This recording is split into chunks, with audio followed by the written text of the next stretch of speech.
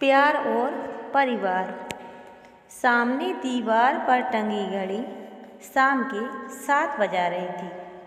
पूरे घर में अंधेरा पसरा हुआ था। मेरे शरीर में इतनी ताकत भी नहीं थी कि उठकर लाइट जला सकूं।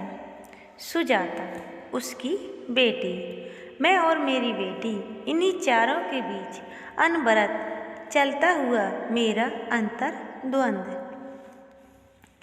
आज दोपहर मैं अपनी सहेली के घर जाकर उसको बहुत अच्छी तरह समझा आई थी कि कोई बात नहीं सुजाता, अगर बेटी किसी के साथ रिलेशनशिप में रह रही है तो उसे स्वीकार करना ही हमारे हित में है। अब तो जो परिस्थिति सामने है, हमें उसके बीच का रास्ता खोजना ही पड़ेगा और अब अपनी बेटी का आगे का रास्ता साफ करो। तो क्या मेरी बेटी अपरा भी?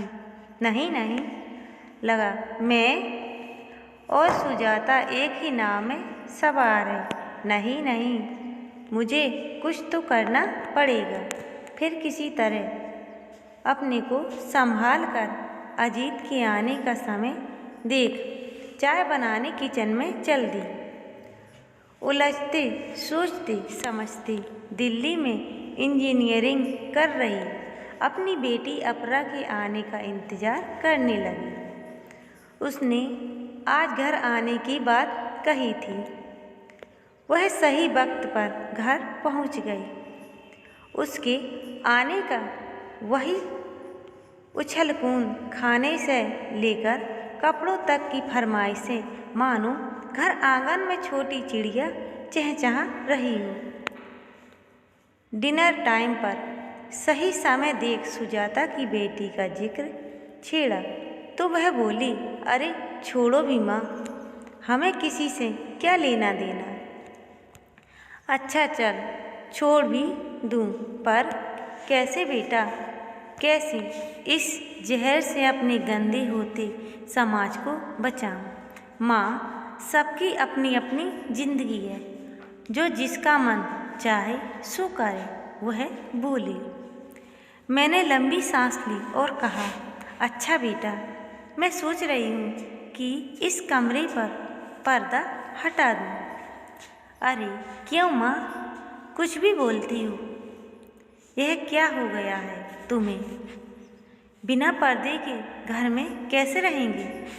वह झुंझलाई। क्यों, मेरी भी तो अपनी जिंदगी है, जो चाहे मैं करूं। मेरा लहजा थोड़ा तख्त है।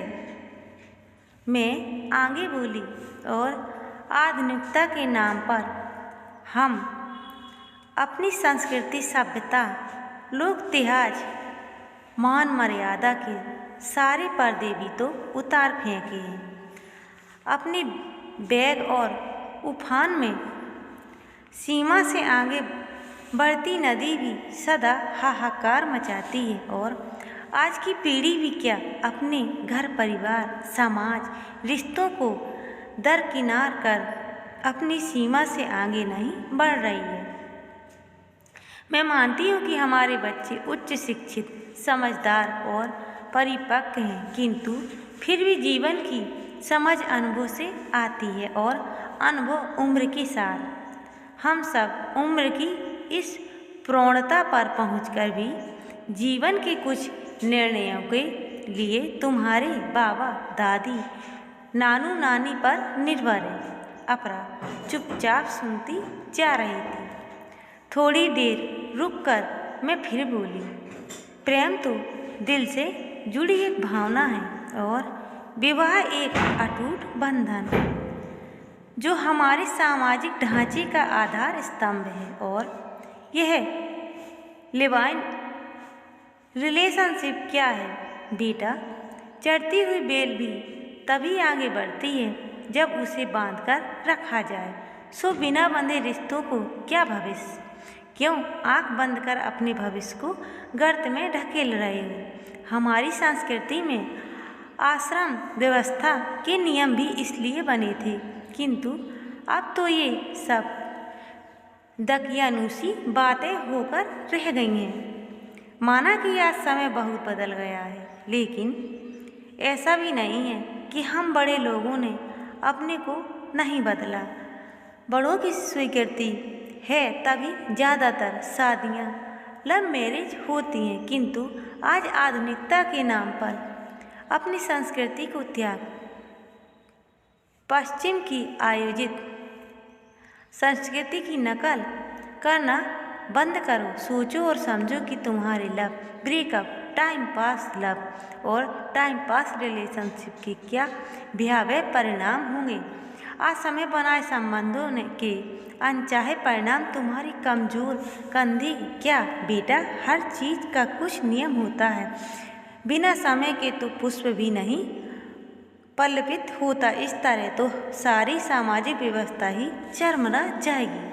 हमेशा याद रखना कि माँ बाप कभी बच्चों का अहित नहीं सोचते, इसलिए अपने जीवन के अहम फैसले तुम खुद लो, किंतु उनसे छिपकर नहीं, बल्कि उन्हें अपने फैसलों में शामिल करके।